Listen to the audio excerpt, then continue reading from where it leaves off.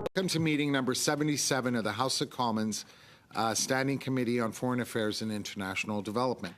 Today's meeting is being held in public and is taking place in a hybrid format pursuant to the standing orders, and therefore members are attending in person in the room as well as remotely using the Zoom application.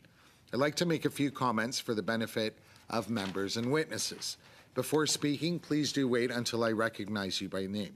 For those participating by video conference, click on the microphone icon to activate your mic, and please do mute yourselves when you are not speaking. Those in the room, your mic will be controlled by the Proceedings and Verification Officer. You may speak in the official language of your choice. Although this room is equipped with a powerful audio system, feedback events can occur. These can be extremely harmful to interpreters and cause serious injuries. The most common cause of sound feedback is an earpiece worn too close to a microphone. A reminder that all comments should be addressed through the chair. With regard to a speaking list, the committee clerk and I will do the very best we possibly can to maintain consolidated order of speaking for all members, whether they are participating virtually or in person. Now, pursuant to Standing Order 1082, the committee will proceed to a briefing on the situation in Israel and Gaza. I would now like to welcome our witnesses. From the Department of Foreign Affairs, Trade and Development, we are grateful to have Ms. Julie Sunday, the Assistant Deputy Minister, Consular Security and Emergency Management. We also have Ms. Anne Flanagan Whalen, the Director General, North Africa, Israel, West Bank, Gaza. In addition, we have Mr. Sebastian Beaulieu, the Director General of the Emergency Management and Security Division. In addition to that, from the Department of Citizenship and Immigration, we have Ms. Jennifer McIntyre, the Assistant Deputy Minister, International Affairs and Crisis Response. Should everyone be agreeable, the Department of Foreign Affairs, Trade and Development will be allotted 10 minutes for their opening statement. The Department of Citizenship and Immigration has been invited, but they are here to answer any questions that may be posed by the members. So we will start off with the Department of Foreign Affairs. You have 10 minutes for your opening statement. Good morning.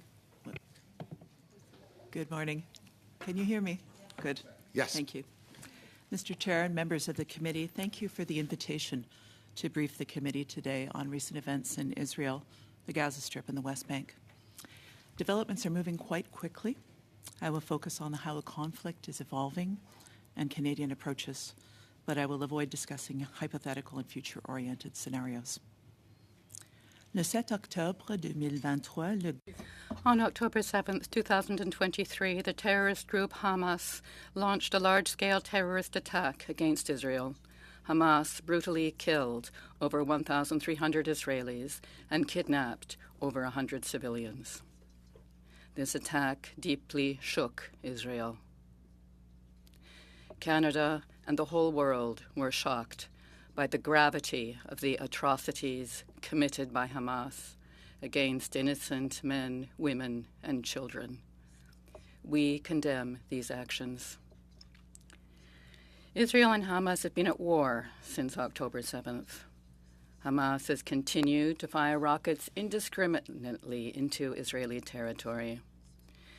The Israeli Defense Forces have launched a vast campaign of airstrikes in the Gaza Strip in anticipation of a ground invasion.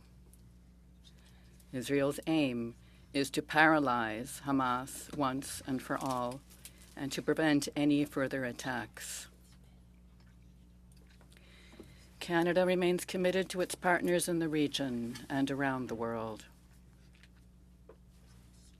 We have stressed that we support Israel's right under international law to defend itself against Hamas's acts of terror. Moreover, as we have made clear, both publicly and privately, it is essential that Israel defend itself in accordance with the rules established by international humanitarian law. The first of these rules is the protection of civilians. The situation in Gaza remains a significant concern for the Government of Canada. It is estimated that nearly 1.4 million Palestinians, including civilians, have been displaced from their homes in the past 2 weeks. There are reports, which we cannot independently verify, of more than 4,000 Palestinians killed, including civilians and children. It is imperative that humanitarian access be established so that life-saving assistance reaches civilians who need it most. The decision by Egypt and Israel to allow for initial deliveries of humanitarian assistance over the weekend is a positive first step. But it is clear that more must be done. Canadian officials will continue to call on all parties to ensure access of humanitarian aid to vulnerable Palestinians. Canada remains one of the largest contributors of humanitarian and development assistance to vulnerable Palestinians, with an average spend of $55 million Canadian per year. Following Minister Hussein's announcement on October 21st, Canada's contributions to address the current crisis in Gaza stand at $60 million Canadian. All of our funding to support Palestinians goes through trusted partner organizations such as UN agencies. We will support their efforts to deliver humanitarian assistance while ensuring that none of the funding goes into the hands of Hamas. Canada exercises enhanced due diligence for all humanitarian and development assistance funding for Palestinians. This effort includes systematic screening and strong anti-terrorism provisions in our funding agreements. It is critical here that we emphasize that Hamas does not represent the Palestinian people nor their legitimate aspirations. Hamas is a listed terrorist entity. It has brutally murdered innocent civilians, chosen to invade Israel, and has taken hostages in total violation of all international laws and norms. Turning briefly to the broader region, it is essential that this conflict not become regionalized and spread to neighboring areas. In this respect, Iran's rhetoric in support of Hamas, statements by terrorist group Hezbollah, and the launching of rockets into and towards Israel and American forces by actors affiliated with Iran in Lebanon, Iraq, and Yemen are all deeply concerning. Les représentants canadiens à tous les niveaux. Canadian officials at all levels continue to engage our partners in the region and around the world to address this situation. Canada remains committed to upholding international law and supporting the rights of Israelis and Palestinians to live in peace and security. To support the right of the Israeli and Palestinian peoples to live in peace and security. We will continue to support a two-state solution as the only viable means to achieve this outcome. Thank you. Merci. Alors aujourd'hui, je vous... Thank you. Today, I will speak to you about consular services for Canadians affected by this crisis. On the ground in Tel Aviv and Ramallah, and more widely throughout the region, have been providing consular services to Canadians. The Emergency Watch and Response Centre here in Ottawa operates 24/7 and has responded to over 8,448 inquiries since the beginning of the conflict on October 7th. We immediately surged this team to be able to effectively respond to needs and have had a large team of officers taking calls. For example, in a 24-hour period, we have approximately 100 responders working. We have also deployed approximately 30 members of the Standing Rapid Deployment Team to reinforce our missions in Tel Aviv, Ramallah, Athens, Cairo, and Beirut, as well as to Cyprus. Ces agents sont envoyés d'urgence dans... These agents are dispatched urgently from Ottawa and from our missions in Europe and the region. They're all highly qualified and make themselves available for these assignments. We are grateful for their efforts, often under the most difficult conditions. To ensure clear and timely communications during this crisis, we've set up a dedicated web page on GAC's external website. It includes the most up-to-date information, and we've been encouraging everyone to seek details there. The travel advice and advisory web pages for Israel, Gaza, and West Bank, as well as neighboring countries, are being continually reviewed and updated as needed.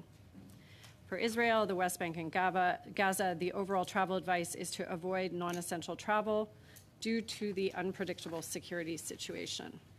In addition, there are regional advisories to avoid all travel to the Gaza Strip, West Bank, borders with Egypt, Lebanon, Syria, and the Gaza Strip. Canadians in this region and around the region affected by the attacks should register with the Registration of Canadians Abroad services to ensure they receive updates. Currently, some 6,000 Canadians are registered in Israel and over 450 in the West Bank and Gaza Strip. Of these, we are currently helping over 1,800 Canadians, permanent residents, and their families through various communication channels, including the Registration of Canadians Abroad service. We are in direct contact with those affected. Global Affairs is providing support to 6 Canadian families following deaths in the current hostilities, as well as to the families of 2 other Canadians who are reported missing. The Government of Canada's first priority is always the safety and security of its citizens. For this reason, we have not been commenting on or releasing any information which may compromise the ongoing efforts to return these Canadians to safety. Regarding assisted departures from the region, Global Affairs Canada officials continue to be in regular contact with Canadian citizens and permanent residents who have requested help in leaving Israel, the West Bank, and the Gaza Strip. First, I'd like to give you an update on assisted departures from Israel. To date, we have assisted over 1,600 Canadians, permanent residents, and their family members to leave Israel. By the end of the day, there will have been 19 Canadians Armed Forces flights departing Tel Aviv for Athens. As was communicated by Minister Joly on Saturday evening, we have been closely monitoring the demand for flights out of Tel Aviv. And now that many Canadians have successfully left Israel, the demand is decreasing and commercial options are becoming increasingly available. Therefore, the last scheduled assisted departure flight from Tel Aviv is taking place today. Canadian Armed Forces aircraft will remain in the region on standby to rapidly respond should conditions change. For the Gaza Strip, the situation remains extremely fluid, and the Rafah border crossing remains closed to foreign nationals seeking to leave. We continue to communicate directly with Canadians who wish to leave. We know they're facing extremely difficult conditions, and we're doing everything in our power to support them. We continue to work around the clock to secure a window for Canadians to exit Gaza. We continue to communicate directly with Canadians, giving them the latest information as it becomes available. We are working hard with our allies, with the UN, and governments in the region to ensure that Canadians will be able to take advantage of this window. We are encouraged that some humanitarian convoys have entered through the crossing. It's an important first step toward the eventual movement of foreign nationals out. Our mission in Cairo continues to engage with Egyptian authorities to ensure that any Canadians can pass through the Rafah crossing will be transported to Cairo and onward to Canada. For the assisted departure options from the West Bank, we've been assisting the departure by land of Canadians, permanent residents, and their family members from the West Bank into Jordan. Our mission in Ramallah continues to be in direct contact with all Canadians in the West Bank who are seeking support to leave. While we are prioritizing Canadians for assisted departures, we are also supporting permanent residents and working to ensure that family units are not separated. When determining the eligibility for assisted departures, we follow the Immigration and Refugee Protection Act that defines family members. All people looking for this assistance and who are in touch with our call center are made aware of who is eligible under IRPA. In the process of preparing for these assisted departures, we have been prioritizing documented and travel-ready passengers, stranded tourists, and our most vulnerable clients. Canadians are not being charged for the assisted departure flights from Israel to Athens or transits from the West Bank into Jordan. However, onward travel and accommodation is at the individual's personal expense. Finally, I would like to speak briefly about the situation in Lebanon. There continues to be insecurity at the southern border with Israel, and as we saw with protests and violence in Beirut last week, the situation in Lebanon continues to be unstable. We have now changed our travel advice to advise against all travel to Lebanon. We've amplified this message through social media and direct messages to registered Canadians in Lebanon. Our best advice is that Canadians should not travel to Lebanon for any reason. For those Canadians who are already in Lebanon, we strongly advise that they seek commercial options to leave as soon as possible. Whole-of-government planning is actively taking place to prepare for all scenarios. We have also pre-positioned our Standing Rapid Deployment Team officers in the region. And the department has stood up an emergency response team specifically focused on contingency planning for Lebanon. Thank you very much. We'll be pleased to take your questions. Thank you very much, Ms. Sunday. We will now go to the members for questions. For the first round, every member will receive 6 minutes, and the first member is MP Abul Taif. You have 6 minutes. Thank you very much for appearing this morning on very, very heartbreaking situation that's taking place in the Middle East. And thanks for the information that you provided. My first question, Ms. Sunday, that you've mentioned 8,448 inquiries being received so far. Do you have a breakdown on these inquiries, whether they come from Gaza, from Ramallah, from Lebanon, or from Jordan, or from, of course, inside Israel? If that information is available, we'll be happy to receive it. So I don't have a precise number for you right now, unfortunately, but I would say with confidence that the majority of those inquiries have been from Israel. We have smaller numbers from the West Bank and Gaza Strip, but they are nevertheless significant. And fewer inquiries from Lebanon, though we do see our registration of Canadians in Lebanon is going up slightly. Why do you think we're not getting numbers as high as from the Israeli side for the people of for the Canadians in Lebanon and in the other regions? So I think in part it's in the numbers initially. So I think we have fewer Canadians and permanent residents and their family members in the West Bank and Gaza who are seeking help.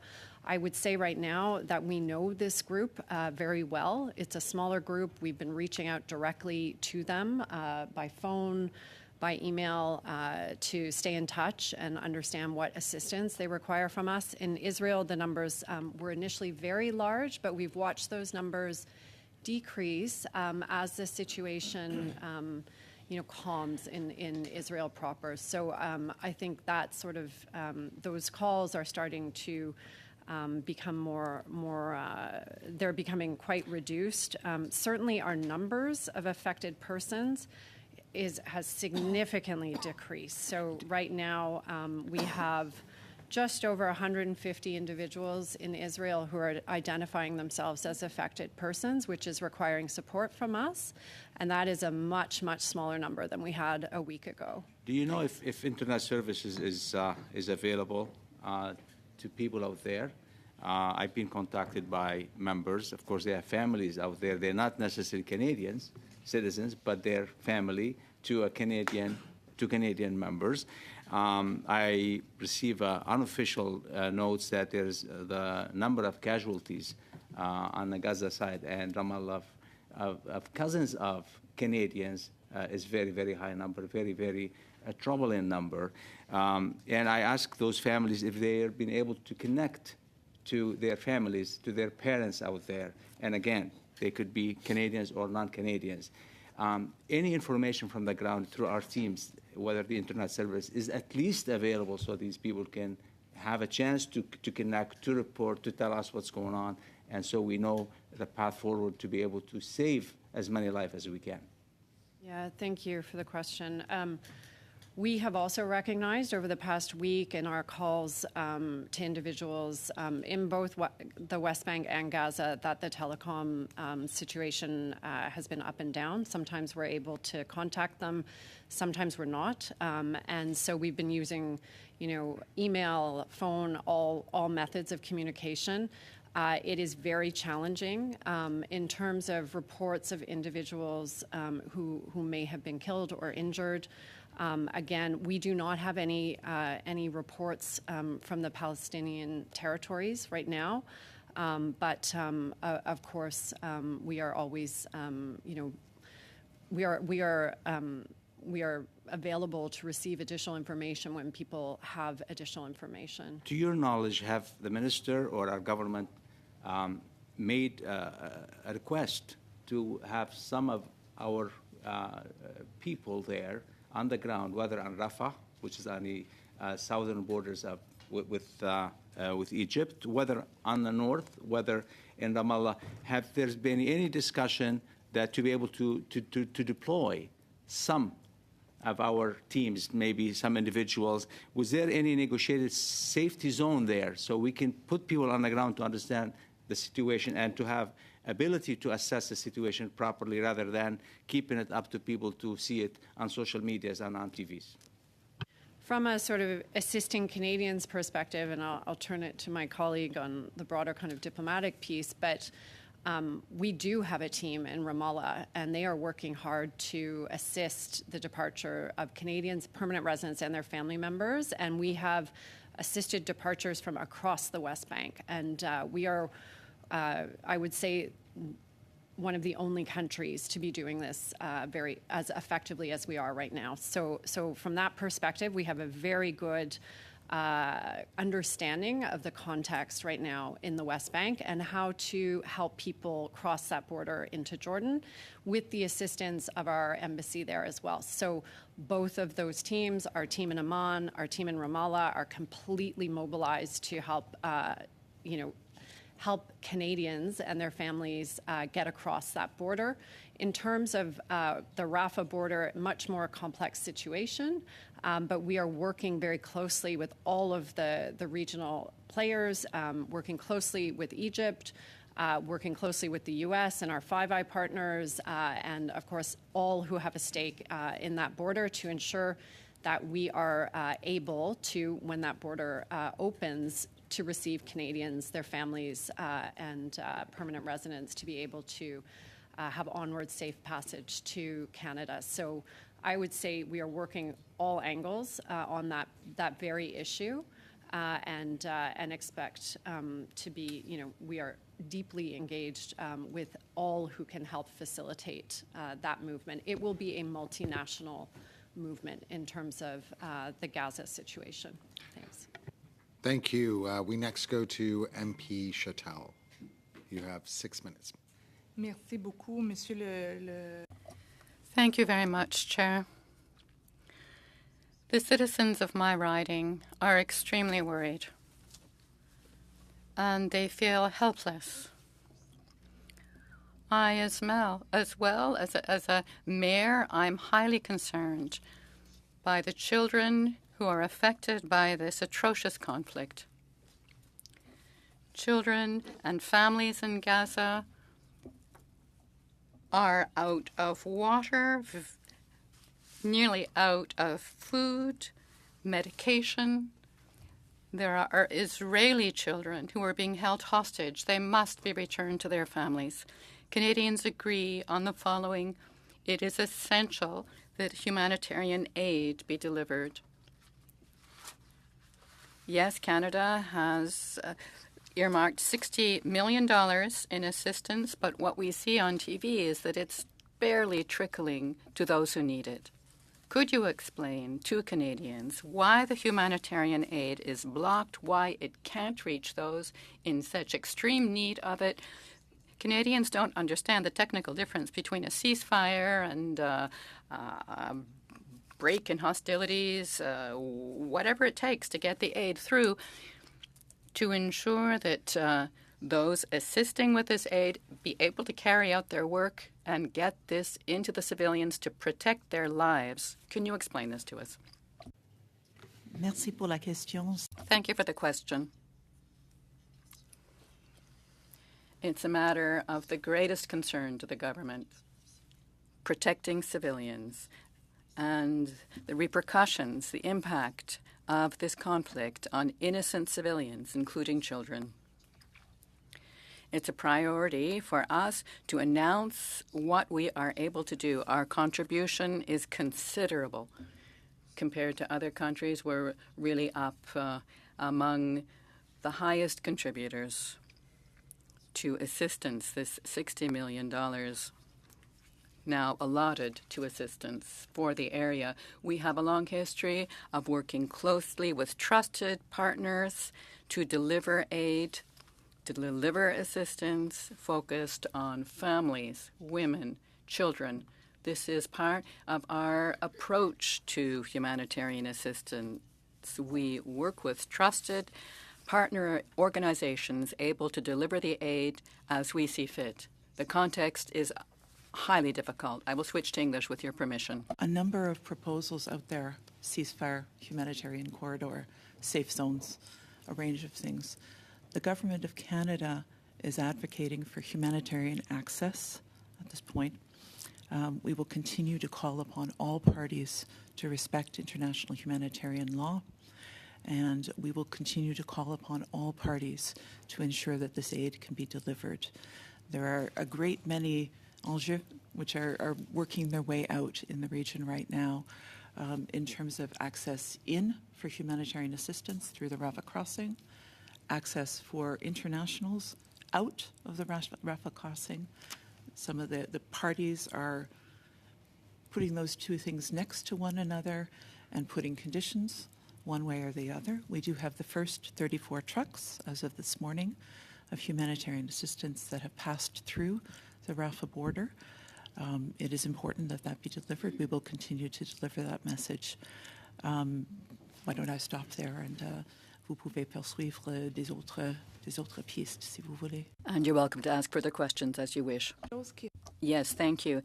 Something that we hear often asked by people in my riding and by other Canadians is the matter of access to clean water.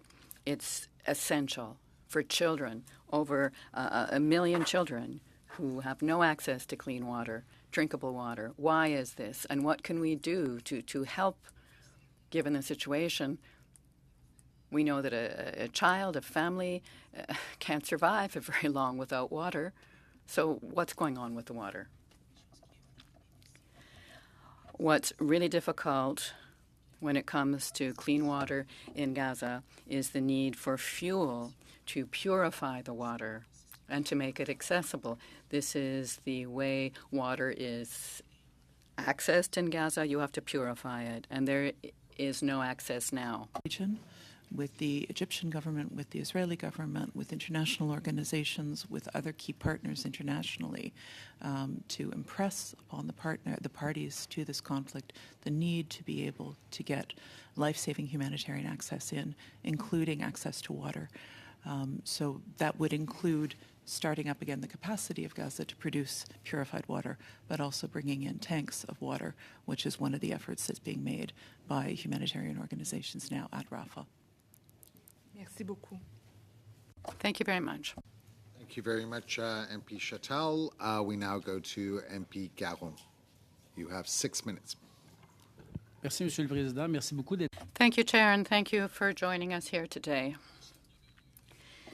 The leader of the UN, Mr. Guterres, the Secretary General, has recently called for an immediate ceasefire for humanitarian reasons, on humanitarian grounds, and I quote him, to put an end to the horrific humanitarian suffering in this conflict. So what's our position on that, on a humanitarian ceasefire, and have we been talking to Israel about that?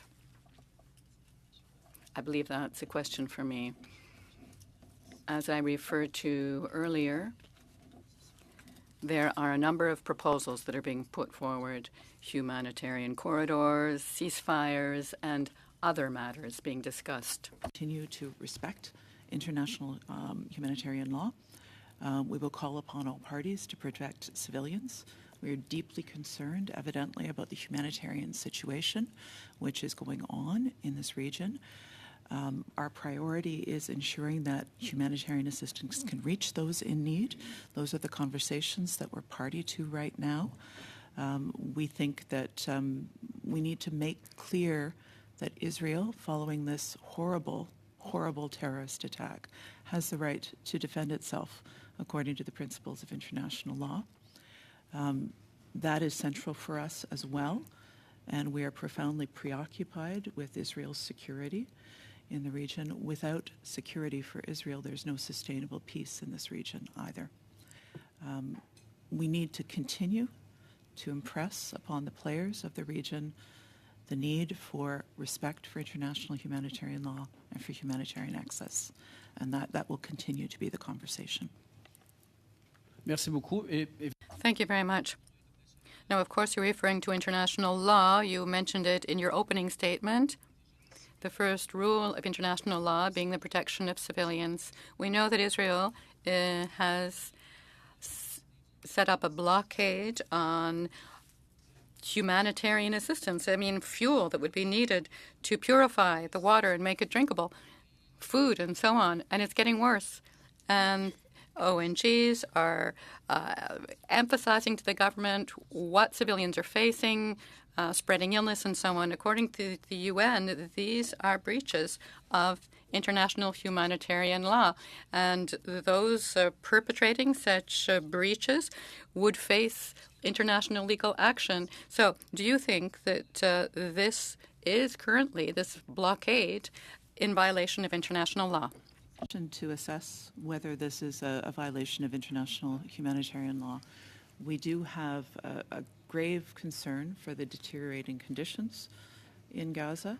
We feel it is our place, alongside our partners in the international community, to continue to raise the message of the need to protect civilians, the need to respect and uphold the principles of international law that are out there. The Prime Minister and the Minister of Foreign Affairs have spoken publicly about the need to respect the laws of war.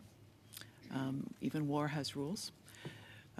And we will continue to make that message known from our perspective. We will continue to have those diplomatic conversations, and we will continue to call on all parties to facilitate access for those in need, as well as making the point ourselves about the importance of our contributions and hoping that this can spur others as well to up their contributions given the gravity of needs. Si vous me permettez, donc à votre connaissance. If I may, well then, to your knowledge, then Canada still hasn't taken an official position as to the nature of this blockade, whether it's a breach or not of international law? To determine that. Hier, le Canada, avec ses principaux alliés. Yesterday, Canada, along with its main allies, reiterated its support for Israel, for Israel's right to defend itself against terrorist acts, and also called for the respect of international humanitarian law, specifically the protection of civilians. Could you tell me what is involved in Israel's right to defend itself? What's the limit on that? In international law that I believe you're referring to here. We can return to you in writing with some further detail on that. These are questions that I gain the good advice from my colleagues who work in our legal department. But there are rules of war that are laid out in terms of protection of civilians and proportionality, and those are the reference points. Non, effectivement, well, yes, of course, a written answer would be much appreciated, because many are asking what the proportionality is. I'm not saying I've got the answer, but the question is coming up, and we'll hear that question more and more as time goes on, I believe. Chair, I have a few seconds left. I won't have time to put a full question, so I'll cede the time.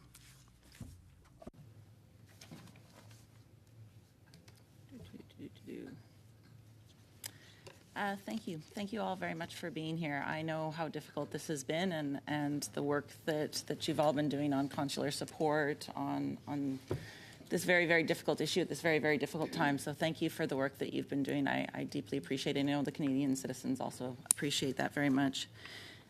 Obviously, we are all devastated by the terrorist attack that Hamas did on innocent civilians, including children.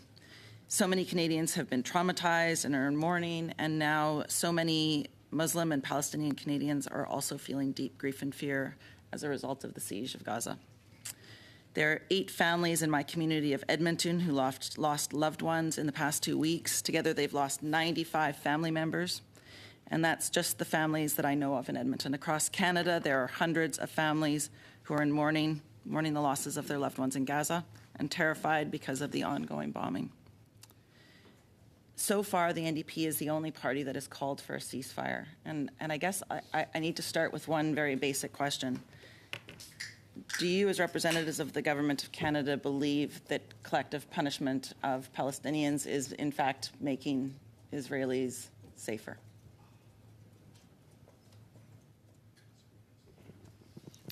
Thank you for the question and the thoughtful question. I appreciate the impact that this conflict is having on Canadians, and we see it amongst our staff members at our embassies, our local staff as well, and we feel for them, evidently.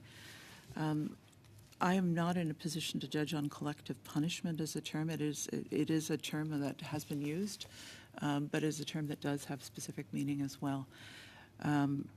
Israel's right to self-defense that we were referring to before does have circumscriptions, and we want to remind them of that the protection of civilians remains paramount, that we need to make sure that civilians have access to humanitarian assistance.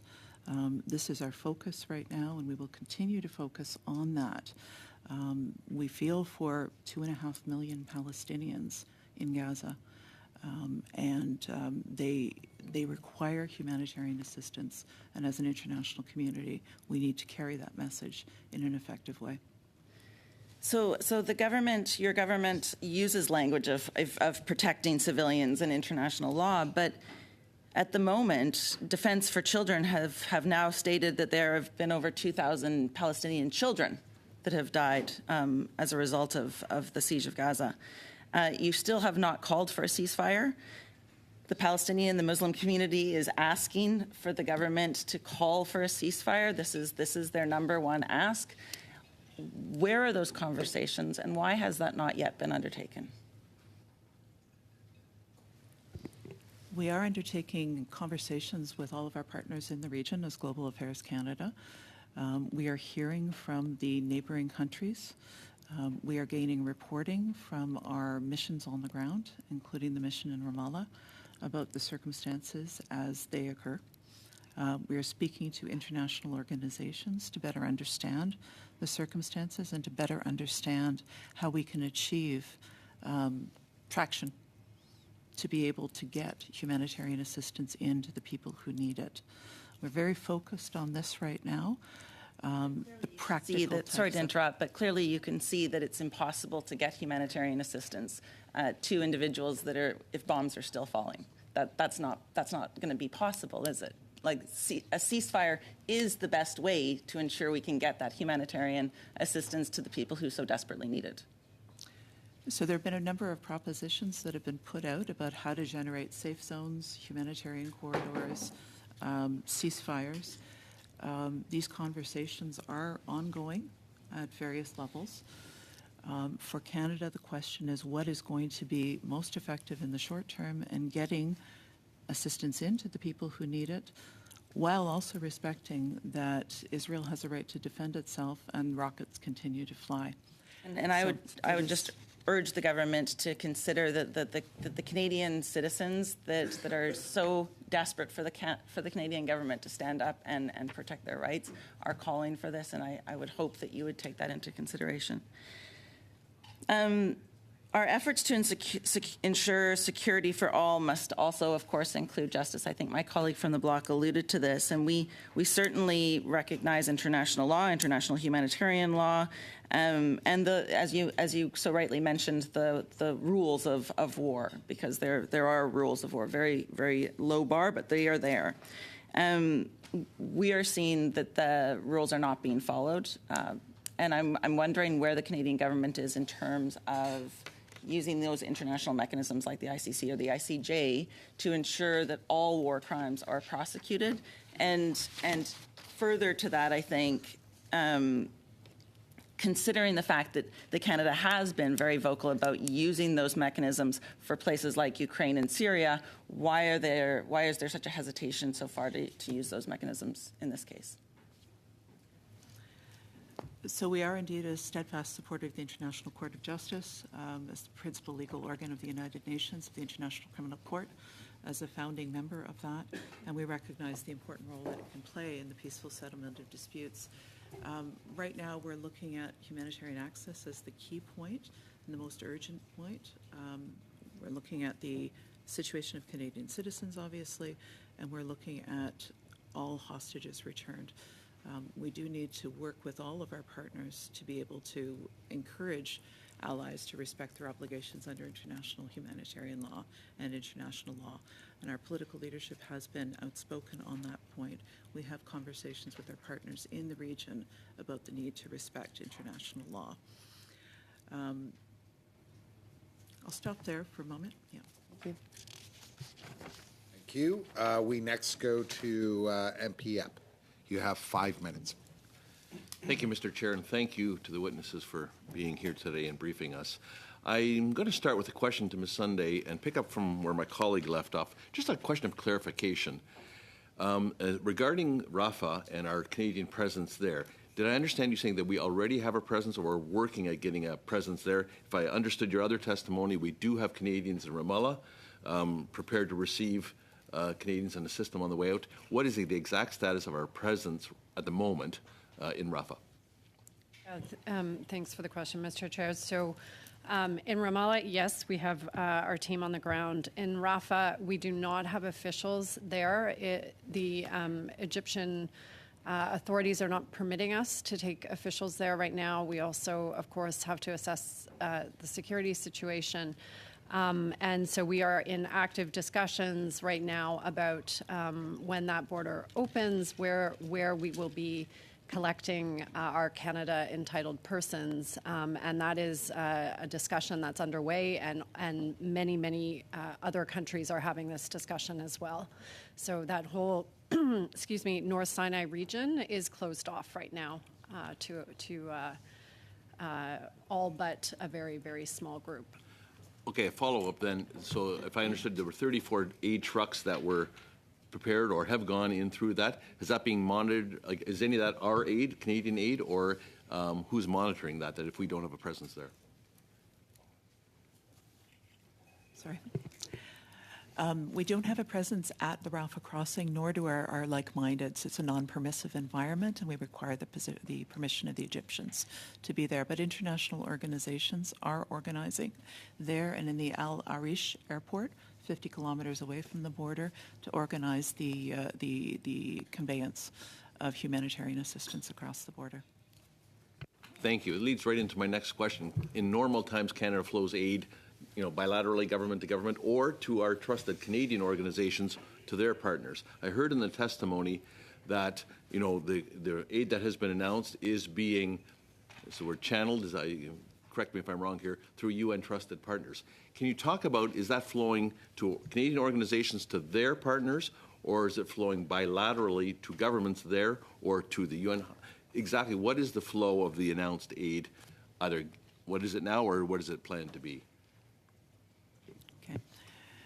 We are still without an announcement of exactly which partners those are, but we have a plan in place that will be announced shortly. These are trusted partners. You can probably come up with a pretty good answer to that by looking at the appeals that have been issued. We've responded to the international appeals. And those are trusted partners that we will be writing checks to ensure that they are able to carry out their vital life-saving work in the region. So again, I recognize the announcement has not been made, but there could be a matching kind of scenario that is flowing through trusted partners of our Canadian organizations to their partners in the field. Would that be a potential scenario that could flow? I find it a little hard to address hypotheticals, but that is something that has been done in the past and would be considered. Okay. Yeah, are land borders the only access point to delivering aid into Gaza through Rafah or through an Israeli checkpoint, or is by sea a possibility? I have not heard of any partners discussing delivery by sea. The discussions are exclusively focused around the Rafah crossing at this point. The 2 Israeli crossings into Gaza are closed and are being blockaded, as you know. So Rafah remains the crossing point of choice to be able to deliver this. Fortunately, we have a partner in the Egyptian government that we are working with to be able to facilitate this delivery. But there's strong focus in trying to come up with practical solutions here. Along the same line of questioning with solutions, you're talking about pre-positioning aid. So is that primarily then in Cairo or near the Rafah border, or are other locations that potential trusted partners could deliver that we are already working on getting aid in place? The pre-positioning of aid by international partners is being done primarily at the El Arish airport, which I referred to before, that's 50 kilometers away from Rafah. So it's a good place to muster, to be able to be ready for the moment that the border crossing opens, to greater effect. So we had 20 trucks that went on the first day, 14 on the second, and we have high hopes that this will be a stronger stream over coming days. Thank you, Mr. Chair. Thank you. We next go to MP Zuberi. You have 5 minutes, MP Zuberi. Thank you, Mr. Chair, and thank you to witnesses for being here today. I would like to start off by stating and recognizing clearly that a person is a person is a person. And this is a value that guides, I'm sure, global affairs. All of us around this table, we recognize the humanity, common humanity that we all have.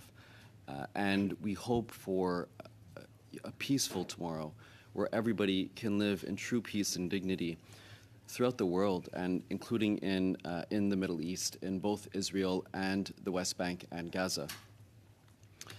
And we also recognize that there was a dramatic escalation of violence on October 7, that Hamas, what it did, terrorized Israeli civilians, the loss of life. We mourn the loss of each and every life, the 1,400 who died, the hostages that are currently being held. We want to see them freed.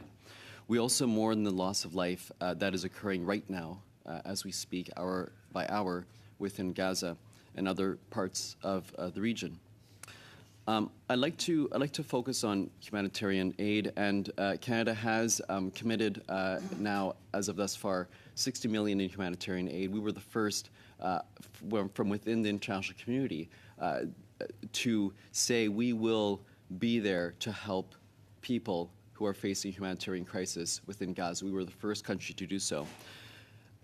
There has been a major challenge in terms of actually getting that aid to the people who need it. Can you tell us what are the impediments to getting the aid within Gaza? Thank you for the question. So the Rafah border crossing remains the only means to get humanitarian aid, much needed humanitarian aid, into Gaza. The 2 Israeli crossing points into Gaza are closed for security reasons. And our focus has exclusively been on the Rafah crossing. That has required a variety of conversations. You understand, of course, at a border crossing, you have the crossing going out, you have the no man's land in between the crossing, and then the crossing going in, and vice versa for people who would be heading out, Canadian citizens and whatnot. There have been some physical issues with this crossing, bombing of the no man's land, and other damages that have been done that have needed to be repaired, and that has been an issue. So which parties are involved in allowing aids to pass through, and are there any impediments from any parties to allow aid to pass through into Gaza? So there are several parties to this. On one side, the border is controlled by Egypt, going from Egypt into Rafah. On the border going from Gaza into Egypt, the other direction, it's the local authority, which would be Hamas, that controls the border there. So we have challenges in terms of coordinating access. Is Egypt the only party involved in allowing goods to enter into Gaza, humanitarian aid to enter into Gaza? Is Egypt the sole party, sole deciding party? Egypt is not the sole deciding party, but Egypt is the party that must decide. Which other parties are involved? Well, the local authority in Gaza, as So Hamas, Egypt can choose alone to allow things to enter from its border. There's no other screening that's happening. I'm sorry? There are no other countries, America, other countries are not involved in... I'll move on to my next question. But Okay. Essentially, I was trying to understand which parties are involved in allowing humanitarian aid to enter into Gaza. Oh, okay. You mean a screen going on of the humanitarian aid to make sure that there's nothing? Yes, that is happening. Is Egypt the only party, the sole and unique party? I would have to get back to you on that. Please, I do not know the please, answer yes. of exactly who is involved. To my in that. knowledge, there are additional parties, and I would like to get that back. Second question: in terms of what's going on right now with respect to the conflict, beyond dealing with Hamas, is there a solely military solution to seeing that everybody lives with dignity and respect within the region, Palestinians and Israelis, or is there a political solution? Do you want to elaborate on that? I think Canada has been very clear and continues to be very clear that there needs to be a political horizon. The political horizon that has been laid out by the international community in Security Council resolutions and other frameworks is the two-state solution. This is a solution, though, that would need to be negotiated between the parties. We think it's tremendously important at this moment in time that that political horizon be there. That we look for ways to encourage that.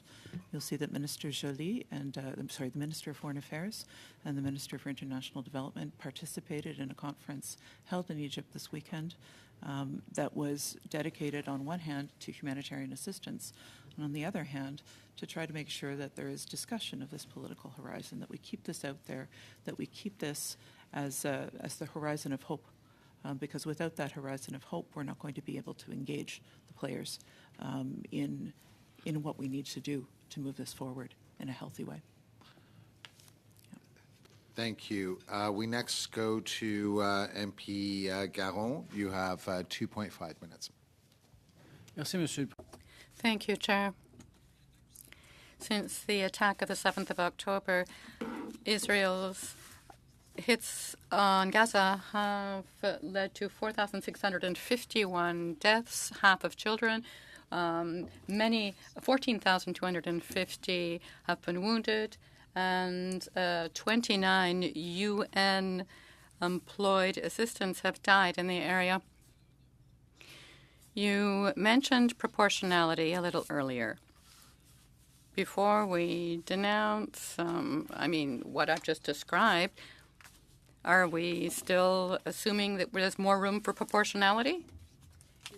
These are people, and we're very concerned with the humanitarian impact that this conflict is having. We're very concerned about the impact on civilians, and this is what we're talking about with our partners internationally. This is what we're talking about with the players, to try to make sure that the rules of war, that international humanitarian law are respected in this conflict, and that civilians are protected to the maximum extent.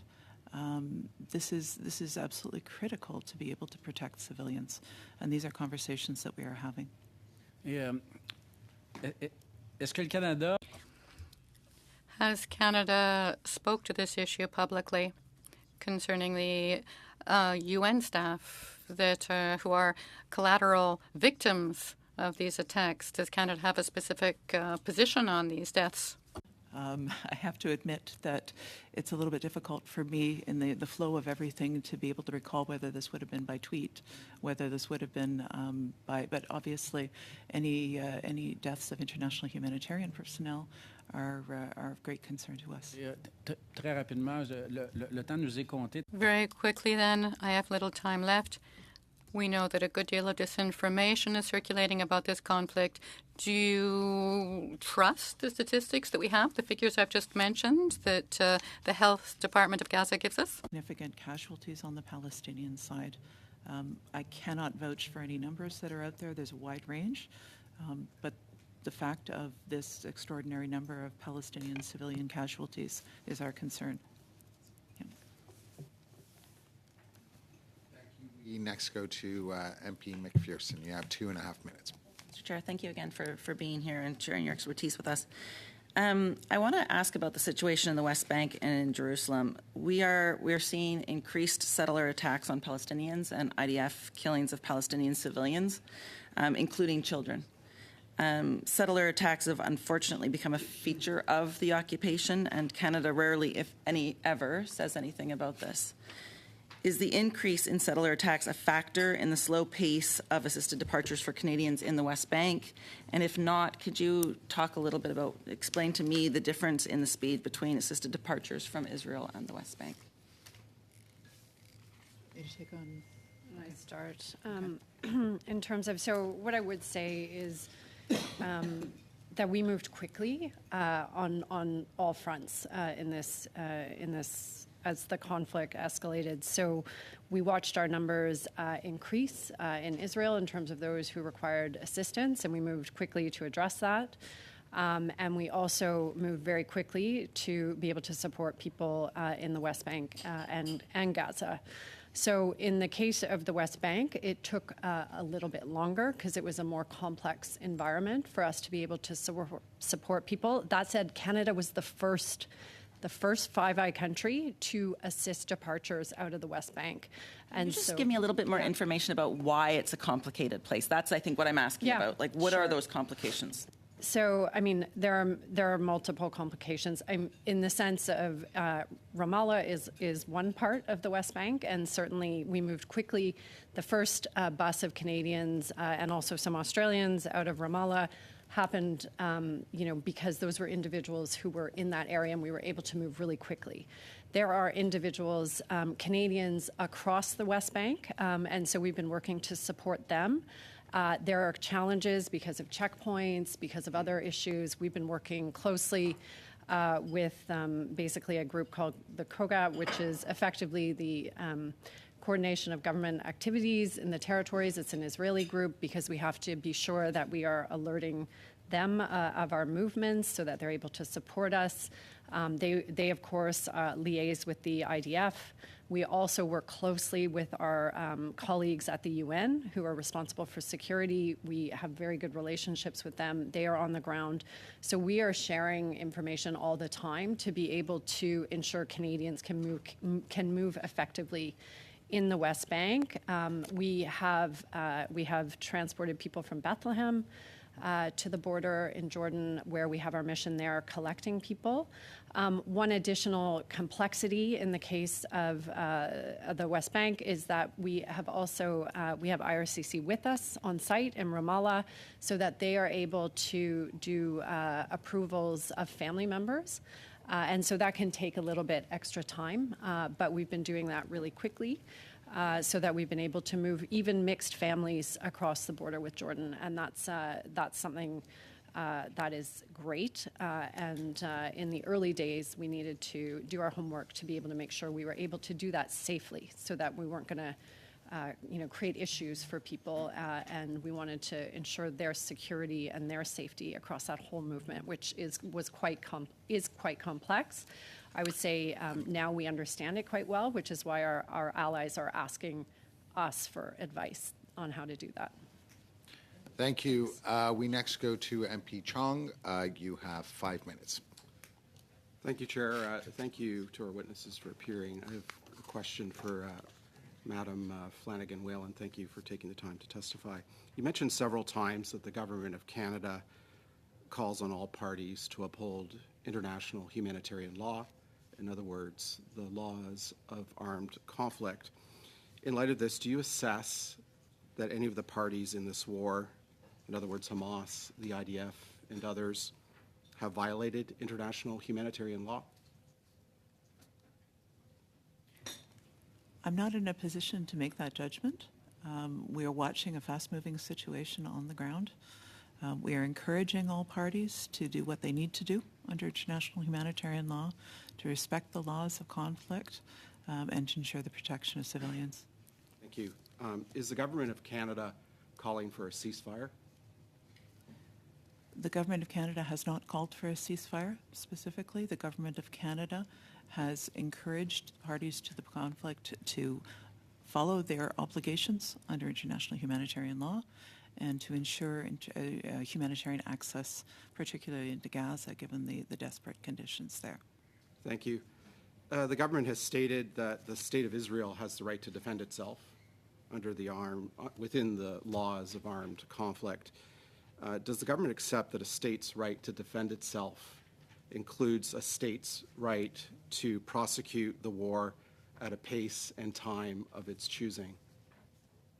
In other words, to decide when the war when the military action will begin, when it will end, and if there will be a ceasefire.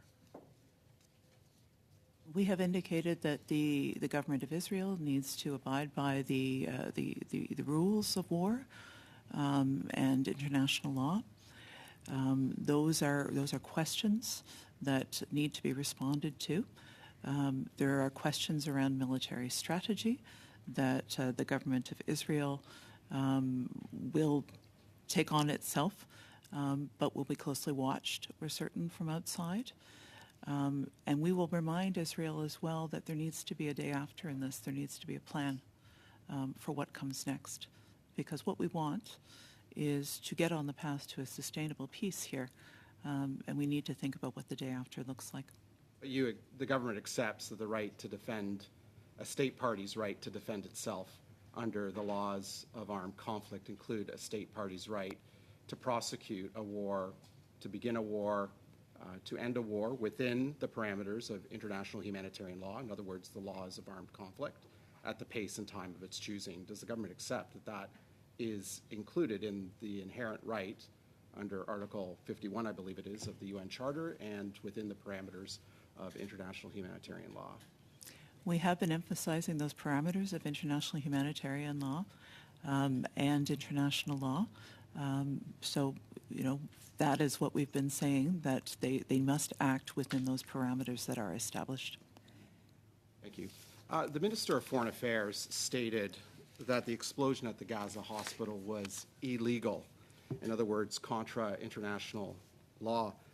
What did the Government of Canada mean by that? I'm sorry, I'm not aware of that statement, but I do know that there is a statement. She said very publicly on Twitter, on X, that the explosion at the Gaza hospital was illegal. What did the Government of Canada mean by that? So the Government of Canada's most recent statement on this, which came out on Saturday from the Canadian Forces and the National Defence, indicated that the assessment that we have made with a high degree of certainty indicates that this came from the Palestinian side. Yes.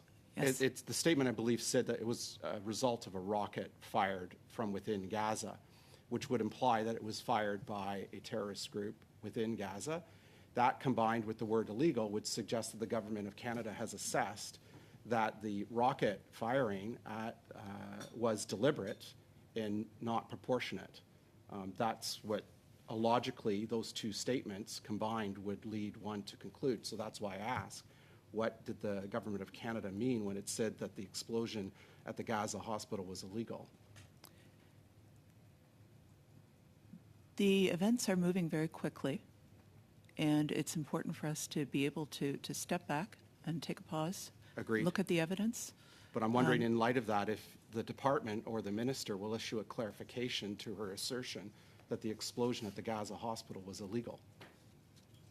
I think that the statement that was released on Saturday indicates what we believe happened with a high degree of certainty based on the intelligence that we've seen, based on our analysis of the blast zone, based on what we can see. I think this is the most definitive statement that we've made at this point about what we think happened there. And I think that this needs to be taken right now as the most definitive explanation of where the government. Well, I think sits there's a on great this. deal of confusion because of the earlier statement. Thank you, Chung, Mr. Chair. I'm afraid you're over time. We next go to MP Oliphant. 5 minutes. Thank you, Mr. Chair. And I find myself emotional on this issue, and I thank you for your professionalism. I have three things I'd like to accomplish. First is to thank the officials. As most people know, I was very involved in repatriation during COVID, and we learned a lot of lessons, and you've acted brilliantly. And I just want, on our behalf, at least on my behalf, to thank you publicly for the incredible leadership that we've provided, not only to Canadians and helping them, but to the world. So thank you, Ms. Sunday particularly, and your team. And I know you co-opted hundreds of people from other parts of the department, and they haven't slept. I took 2 days off this weekend and didn't look at the news because I needed a break, and you don't get a break. I also thank the diplomatic teams, both in Ramallah and in Tel Aviv, as well as in Jordan and Egypt and everywhere, for their professionalism in perhaps the worst crisis we have seen in maybe since 9/11. Probably it's a disaster. So thank you. The second thing I want to focus on a little bit is on your comments, Ms. Flanagan, about Iran. And it seems to me that this rogue state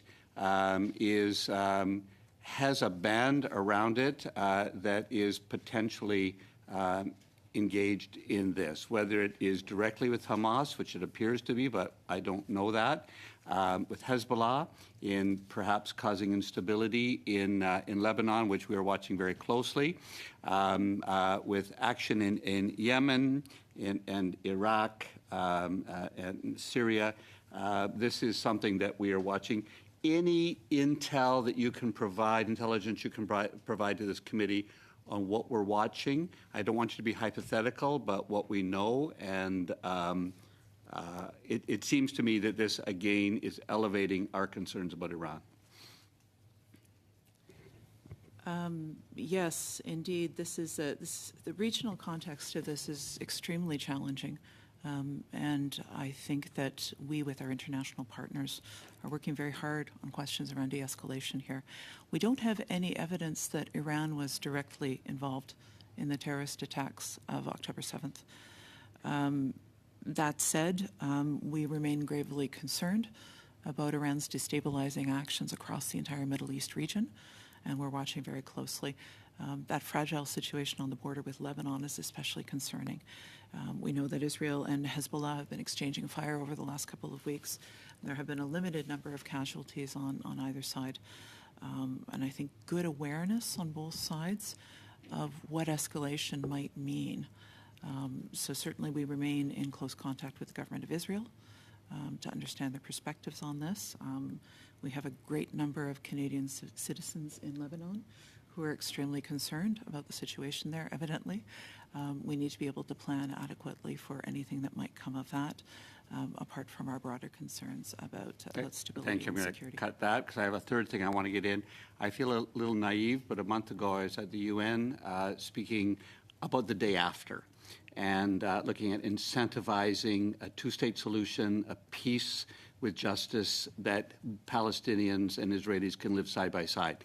It was drawn together by the EU, by the Gulf states, by Saudi Arabia, by a number of countries. I feel naive now because none of us predicted this mess. Obviously, Canadians want a peace with justice for both Palestinians and Israelis. Any thoughts about the day after? how we can move Canada into a position where we have solved crises before. I'm not saying we can do that on this one. Is there a role for Canada in this next phase? Thank you. I think certainly we're interested in being part of those conversations about how do we incentivize a two-state solution. Canada has engaged deeply on the Middle East peace process over the years. We've built up excellent reputation and expertise on some of the final status issues between Israelis and Palestinians, including the refugee file and Jerusalem. We've been outspoken on settlements and a variety of other issues that serve as barriers to peace between the two parties. We want to be there. We want to be helpful. We are engaging in conversations now to better understand. I would say that it's very premature at this point to think about what the day after looks like in any granularity. This is very raw on all sides, and it is ongoing, as we all know. But we want to be part of those conversations, and what that means right now is making sure that we're understanding the preoccupations of each side, and that we're understanding the constructive engagement that other players in the region can have, because normalization ultimately needs to be part of this as well. Israel needs to be secure in its region. Thank you. Get a day off sometime. We next go to MP Hoback. You have 5 minutes. Thank you, Chair. And I want to join Mr. Oliphant in thanking the department and the officials for all the work they've been doing over the last few weeks and what they're going to go through going forward. We really appreciate your efforts and your concern for Canadians abroad and taking care of them and getting them home or into a safe location at least. And we know it may be even tougher going forward, so we just want to thank you for that work. That leads into my next question. As we see what's going on with Lebanon, and I want to look at it from a purely humanitarian aspect. I don't, there's a time and a place we'll judge on who's right and who's wrong and what was done right and what was done wrong. But right now, we got families being ripped apart. We got kids being killed. So what can we do to help that? So in Gaza, I understand the unique situation we have there. It's very restricted. But in Lebanon, is there things we could proactively be doing to make sure that if we did see that escalate, that we'd actually have supplies on the ground? We'd have the ability to meet the humanitarian needs in that area at that point in time. I think our focus right now in terms of preparations is mainly on the side of my colleague, who's looking at Canadians in the region and how to support their needs should there be an escalation in the region. That being said, we have longstanding relationships with Lebanon. We have a Middle East strategy that has been in effect for the last several years, and a good amount of humanitarian or a development assistance being delivered. Lebanon has been in a state of economic and political crisis for years. The situation before this conflict was not promising. The situation after any escalation would be worse. I won't get into those hypotheticals, but I am quite certain that the consular side, our current focus is being well looked at, and we are planning for that, and we are continuing to gather our analysis, our information, our intelligence to better understand the circumstances on the ground and to better understand how we might be able to play in should there be an escalation. But wouldn't it make sense to start stockpiling medical assistance, basic food in some of those regions, just anticipating that the worst could possibly happen? This is not a conversation that has been ongoing at this point, but I will certainly take your comments back to our team, and we will. Consider the government hasn't considered the scenarios and seen an escalation and what we could do to be proactive to offset the civilian damage or casualties. And so at this time, we're very focused on getting information out, obviously, to Canadians who are in Lebanon, also permanent residents and their family members. And, there's a good number of them. And our best advice, of course, is always our travel advice, which is telling people to leave. Ms. Sunday, I'm just going to interrupt you. Yeah. You did mention there's a phone number Canadians can call to register. Do you know the number off the top of your head? If you can, just repeat it. For Lebanon, we've got some reporters right here now, I can let you know that we have 16,700 Canadians who are registered on our ROCA. Okay. And so when the war in Ukraine happened, the Ukrainian community here we're able to send blankets, food aid, medical aid into Ukraine. Has anything been coordinated in Canada for helping families send aid into Israel, into Gaza? I understand, again, Gaza has its own set of problems today, but 2 weeks from now, it could be a different scenario. So what are we doing to assist people in feeling at least they're contributing to helping out? You know, we see protesters and they're frustrated because they feel they can't do nothing to help their families. Are we putting together a program there? Have you looked at that? So certainly we have put out our information about the Canadian humanitarian assistance that is being provided, the $60 million to date. There will be further appeals, and there are certainly needs on the ground. There's nothing for civilians to participate in with, though. There's no guidance to say if you donated money to, I would say, Red Cross, for lack of a better name, is there anything where the government's going to match a contribution for assistance of civilians? Again, I want to make sure that the families, the kids, those are the people that I'm looking at right now. I want to make sure that they're kept as safe as possible and are reunited somewhere down the road. Yeah. And again, if you're proactively looking, there's going to be a day when people in Gaza are going to return to an area that's totally bombed out, that has nothing. So what do we got and what do we have in place or process to put in the assistance they need to just make a living, just to survive? Are we proactively looking at anything there? So a couple of questions there. Yeah. On the assistance from Canadians, we are aware that individual Canadians have been making contributions through the Red Cross, through others that have appealed.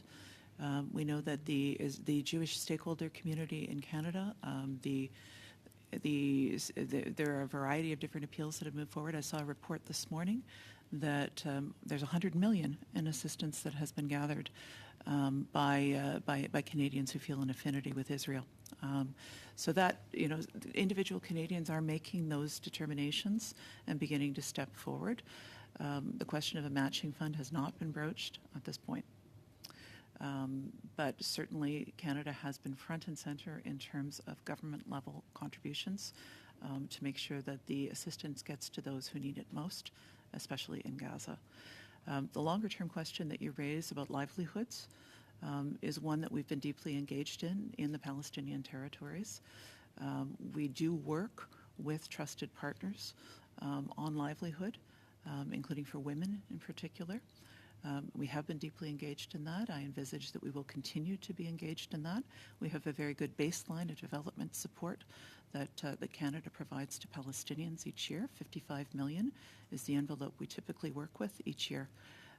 So apart from this immediate crisis and the immediate catastrophe that we're trying to deal with right now, we do have a longer-term commitment to working with the Palestinian people, including on questions related to livelihood and economic opportunity. I assume I'm out of time, but if the chair's going to let me keep going, I'm going to keep going. No, I'm afraid you're out of time. We next go to MP Alghabra. You have 5 minutes. Thank you very much, Mr. Chair, and good morning to the officials. I also want to add my personal gratitude to everyone here and everyone who's at their offices working around the clock diligently to assist Canadians who are in need and to figure out the best that Canada can do to offer peace and stability in the region. I'm going to start with a question that I'm curious about. In the opening remarks, I've heard reference to the West Bank and Gaza repeatedly. Are we no longer referring to them as Palestinian territories? We've separated out the way we talk about the West Bank and Gaza in this because the situations are so different in the immediate conflict. So my colleague was speaking, for instance, about evacuating Canadians from the West Bank. The set of circumstances differs appreciably from Gaza, but we do not, as a political entity, differentiate between the West Bank and Gaza as Palestinian territories. Because that's a question that I've been asked. There is no aversion to referring to them as Palestinian territories. No. Sorry, can you just... No. Okay, thank you. You know, you sensed a lot of questions here today from committee members. Clearly, Canadians were rightly shocked and shook by shook by the terrorist attack on October 7th that attacked civilians in Israel. And there was consensus by Canadians to stand in solidarity with those who were impacted and with Israel and those who are suffered by or from that attack. Now, with the coming, with couple of weeks moving on, Canadians are also horrified by the magnitude of the civilian damage that has been taking place in Gaza. So you referred repeatedly to the rules of war and international law. I understand that you or Canadian officials from Canada are unable to determine what violations, if any, had occurred. Who is the arbiter? Who is the referee when international law is being violated? At present, as I say, I'm not able to ascertain that, whether violations of international law would have taken place. We will have to look at the way forward politically on this, and think about, at the end of the day, where accountability needs to be brought forward as an international community. There are international institutions of justice, and we've been asked many times about applicability of these institutions of justice on Israel and Palestinian matters. While we are strong supporters of the International Court of Justice as the primary institute of the legal institution of the United Nations, we have not felt that it has been an appropriate place to adjudicate issues between Israelis and Palestinians that are more properly matters of the peace process. That has been the focus of our international legal consideration around this conflict to this point. Obviously, this conflict raises new issues, and those are ones that we have not looked at this point. I mean, I think that's a reasonable question that Canadians are asking. And I think it's fair to expect an answer. Who will Canada look to be the arbiter or the referee for this? A final question is, can you give us an assessment of the current situation in the West Bank from a security perspective, from a Canadian's well-being perspective, from potential escalation over there? Thanks. Thanks. I'll take that question. Look, we're very concerned about the security situation in the West Bank. We are watching it very carefully. This is partially why we are so closely networked with our FAAE partners there, with the UN and others, to understand what's going on and where there are risks. This is also why we are facilitating movements of Canadians to be able to exit, because we are concerned about an increase in checkpoints, about increased scrutiny at those checkpoints. We have heard from Canadians that they are themselves concerned going through those checkpoints, and that they feel more secure with our assistance and us with them there. So tensions are very, very high. We will continue to monitor. Some days are more straightforward than others. We're learning every time we are out. We are adding to how we mitigate our own risks there. We have officials, again, we've surged a number of our Standing Rapid Deployment Team officials into Ramallah specifically to assess the security situation and ensure that we are, enabling duty of care to our staff, and then also able to continue to support Canadians, their family members, and permanent residents to exit should they require our assistance. So, but again, it's moving all the time. Are we concerned that it could deteriorate? Absolutely. And this is why we're taking every opportunity right now to be agile and to assist. And, Canadians, we've been very clear in our messaging. If they require our assistance, we want them to contact us now. Yeah, thanks. Thank you, Ms. Sunday. So we next go to Mr. Garon. You have 2.5 minutes.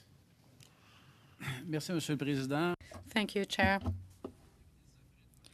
The Minister of Foreign Affairs has just announced that Canada who's not going to be supporting a ceasefire. I'd like to go back over your testimony. You've announced that there are enormous technical obstacles to getting the humanitarian assistance across the border. You've told me that. You've told my colleague, Mr. Saberi, the same. What Mr. Guterres is asking for is a humanitarian ceasefire. In the past, I think that Canada has, at least that's our style, has backed the UN, yet it's not picking up on Mr. Guterres' request. Is this a diplomatic, crossing of the need to get the humanitarian assistance in? It's the extraordinary difficulties of aid access into Gaza. And we need to continue to work with the parties to be able to make sure that it gets in.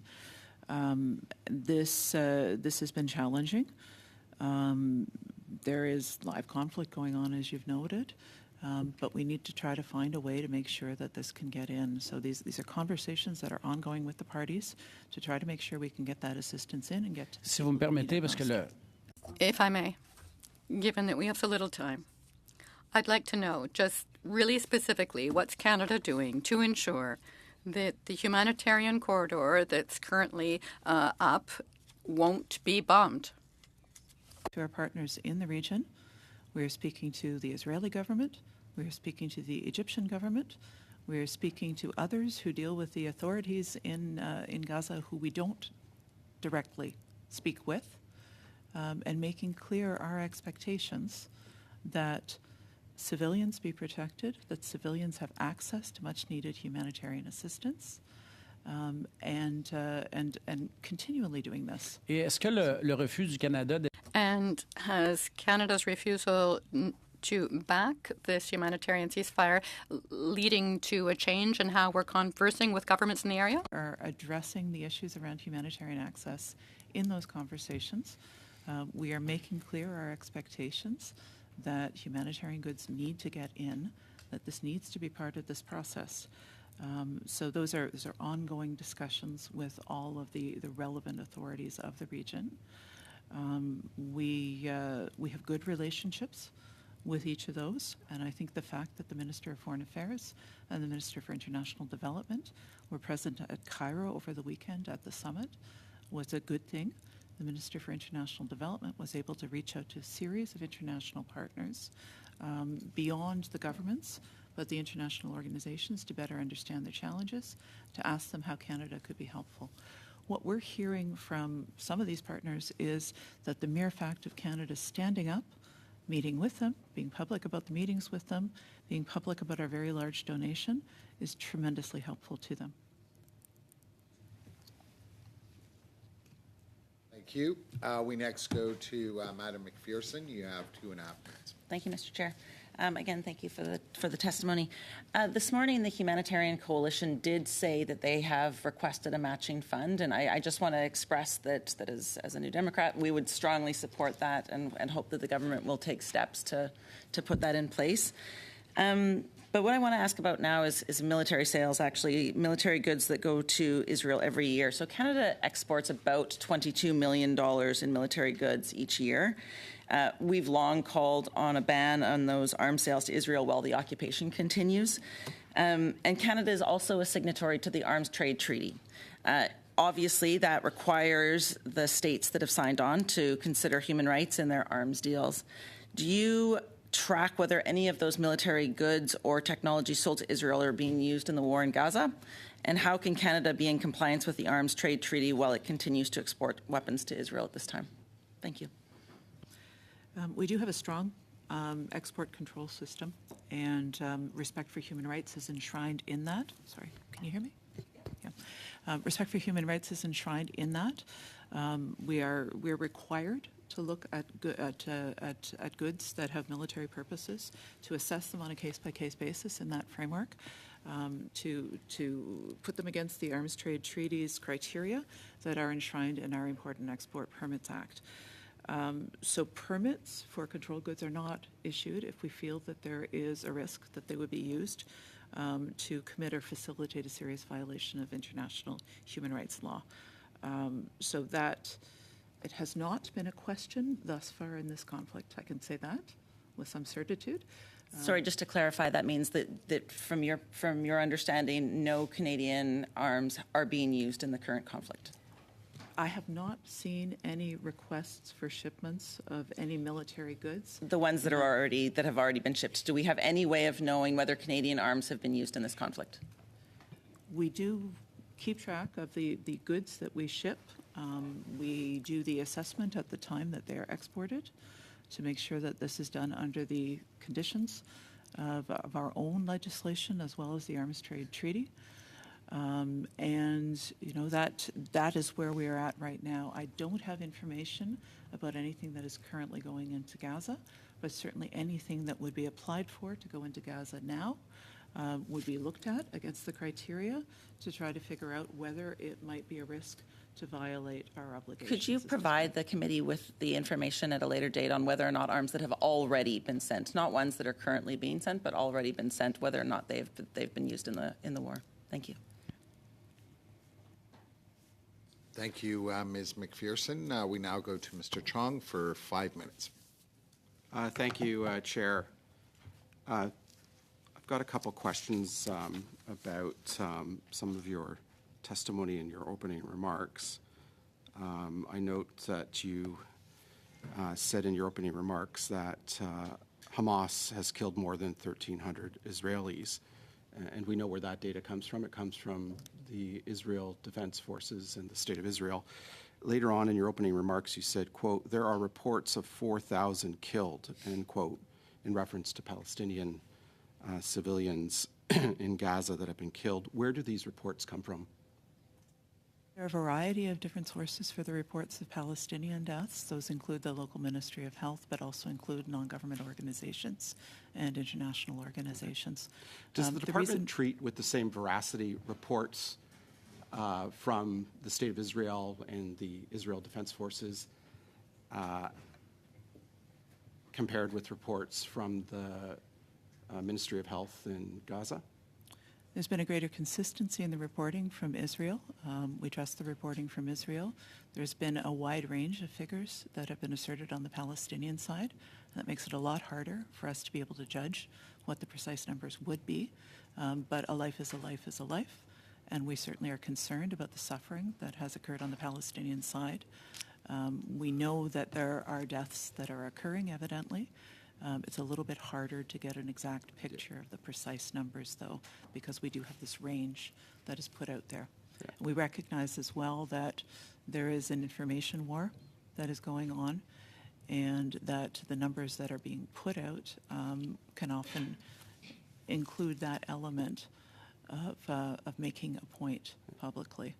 But does the department acknowledge that there's a difference between information provided by a liberal democratic state and information provided by a ministry controlled by an entity listed as a terrorist group under the Criminal Code of Canada by the Government of Canada?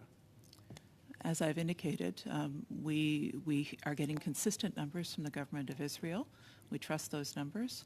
We've seen through the media, through other sources in Israel as well, you know, all of the backup that shows this.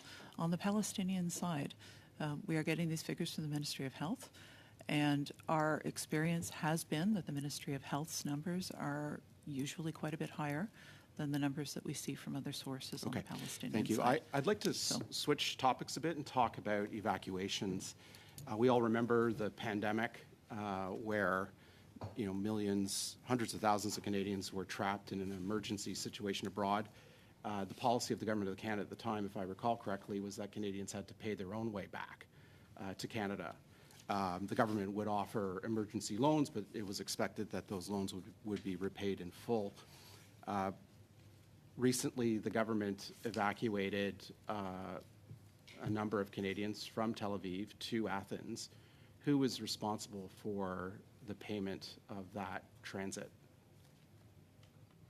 Thanks, Mr. Chair. So in terms of our policy on evacuations, when we're dealing with a crisis situation, our objective is to get people to a safe country. Understood. And so that first piece is the Government of Canada has taken responsibility for that. So that is in this case was that was done through the Canadian Armed Forces to Athens, at which point individuals are required to pay their onward travel to Canada and also to coordinate their lodging. Of course, our mission helps support getting access to hotels, et cetera. So why the seeming inconsistency? Because in the early days of a declared global pandemic, many Canadians were trapped abroad, and they were told in no uncertain terms they had to pay for their own flights, and in many cases the flights were very expensive because it was at the last minute.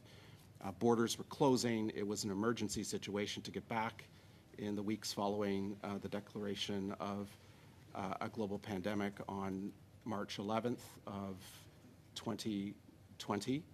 And yet, in other cases, Canadians are not expected to reimburse the Government of Canada. So I'm wondering, it seems to be there's a bit of an inconsistency with the government's policy here. So what I would say to that, Mr. Chair, is that our policy, as applied to conflict crisis scenarios, has been very consistent. So in the case of Sudan, we took people to Nairobi, at which point for onward travel, they were required to support that travel. Of course, we have funding that's available should anyone require a loan to be able to do that. We have something called the Distressed Canadian Fund. Understood. Also that answers in my question. Thank you. That's a good clarification. Thank you. Just a quick question. Do you believe that the government should allow... Mr. Chong. Okay. Thank you, Mr. Chair. Sorry, you're 30 seconds up. So we go to our last question. And Dr. Fry, you have 5 minutes for the last remaining question. Thank you very much, Chair. I want to thank the witnesses who are here today from Foreign Affairs, etc. And I want to thank you for your rapid ability to respond to the problem and to be on the ground, as always on the ground, making sure that you lever the right questions and that you help Canadians. However, I know a lot of Canadians who felt during the early days of this conflict that they couldn't get any answers from the link and from the call number that they had to get to people on the ground from Canada. So I think you've obviously said that that's been fixed and people, have very few people trying to get out. What I wanted to ask you is this. We've heard from everyone that humanitarian aid, the only way to get it through would be from Rafah. Now, how is the Israel-Egyptian relationship getting along? I know Cairo had a meeting on the weekend, but is there tension between Israel and Egypt's relationship? I know that Egypt was afraid that there would be bombing along Rafah, and they didn't want to send any aid across to that corridor. What is that happening? Is that a stable relationship now? Does everyone feel that Rafah would be open to get movement going in humanitarian aid? I wouldn't want to speak for the government of Egypt or the government of Israel, but I can share some observations of what we're seeing on the ground in Cairo, what we're seeing in Tel Aviv. There is evidently a peace between Egypt and Israel. It's one of the Arab neighbors that Israel has had peace with, and this one is a long-standing peace. So there's cooperation and cooperation networks that have built up over the years between those two governments. And we welcome this, obviously. We want to. Thank you. I just that's a good answer. I wanted to find out a little bit about the role that Qatar is playing right now. Obviously, Qatar is talking about that one of their priorities, of course, is to release of hostages. How is that moving along? Is there a release of hostages? Is that moving forward? Is that expansion, opening? Qatar also said they wanted to see a decrease in the violence, a decrease in the expansion of the conflict. How is that particular movement going? So those are the questions. Hostages and the role of Qatar in moving forward to decrease violence, to decrease escalation of conflict. And how is Qatar playing that role in the region? Is Qatar becoming an effective regional diplomat? Okay. Why don't I start with Qatar, then I'll turn to my colleague on the hostages question. We are quite appreciative as Government of Canada for Qatar's vital support on a series of different crises, including COVID-19 repatriation and the Afghanistan evacuation of refugees. The PM, as well as Minister Joly, the Minister of Foreign Affairs, and the Minister for International Development, have spoken to their Qatari counterparts in the last couple of weeks to exchange views on the conflict and to discuss Qatar's mediation efforts. We have publicly congratulated Qatar on their successful efforts to secure the release of 2 American hostages on the weekend. That was very welcome. And we also welcome Qatar's ongoing efforts in the region to secure the release of hostages held. I think it's fair to say that we share concerns about the humanitarian situation. We want to keep up that dialogue, and we agree on the need to protect civilians in Israel and in Gaza. I would just add quickly, I mean, we're working with all our regional partners on both of those fronts, whether it's helping Canadians exit Gaza or whether it's addressing the cases of our 2 missing Canadians. And so we are intensively, both in capitals and on the ground, engaging with all countries who are playing an important role in this. Israel, obviously, the U.S., and we are also discussing this with regional partners such as Qatar. Thanks. Thank you. One last question, please. Is there any substantive difference that you see as Foreign Affairs between the political, social, and military wings of Hamas, from your perspective? Hamas is a listed terrorist organization in Canada. We don't draw a distinction between wings. They reinforce one another, and as I say, they are a listed organization in Canada. Okay, thank you very much. Thank you very much, Dr. Fry. Having had the opportunity to have 3 full rounds of questions, and it now being 5 minutes to 1 o'clock, I wanted to thank all the officials for having kindly appeared before our committee and having taken the time to provide us your answers and your expertise. In addition to that, on behalf of every member of this committee, wanted to thank you for all the incredible work that you have been doing for the past 2 weeks under very, very difficult circumstances. Thank you kindly. So before we actually adjourn the meeting, I just did want to remind everyone that we do have to approve a budget that was sent to everyone. Yes, Mr. Chong. Mr. Chair, I move that we adopt the budget. Unanimously, absolutely. Yep. Great. Yes. Mr. Chair, could you tell us what's on the notice of meeting for Thursday? What will be on the notice of meeting for Wednesday? Thursday? Sorry, for Wednesday? For Wednesday, yes. We are continuing on with the... we are actually commencing. My apologies. We are commencing the food and fuel study. Okay. And then on the Monday, we will finally be getting around to hearing from our ambassador to Armenia. To Armenia? To Armenia. Okay, great. And those 2 meetings will be in public? Yes, correct. Thank you. You have the right headset? Thank you. Right headset? Yes. Yes, absolutely. And do we have any, do you know what will be next week, Wednesday's meeting? I presume, I did want to ask the members, I presume we still want to hear from our ambassador in Ukraine. Is that correct? In public for as an well. hour, we will do that. Yeah, in public as well. Yes, correct. Thank you. Thank you. How quickly the witnesses will be out for Wednesday? Who's on the witness list for Wednesday? Who's testifying? Yeah, who's testifying? We have yet to hear back from everyone. Okay. That's what I'm being told. Okay. It would be helpful to have the notice of meeting several days ahead of time so that we can prepare. Fair enough. But thank you, Mr. Chair. Appreciate you clarifying that. Thank you. Make it happen. Adjourn. Meeting adjourned.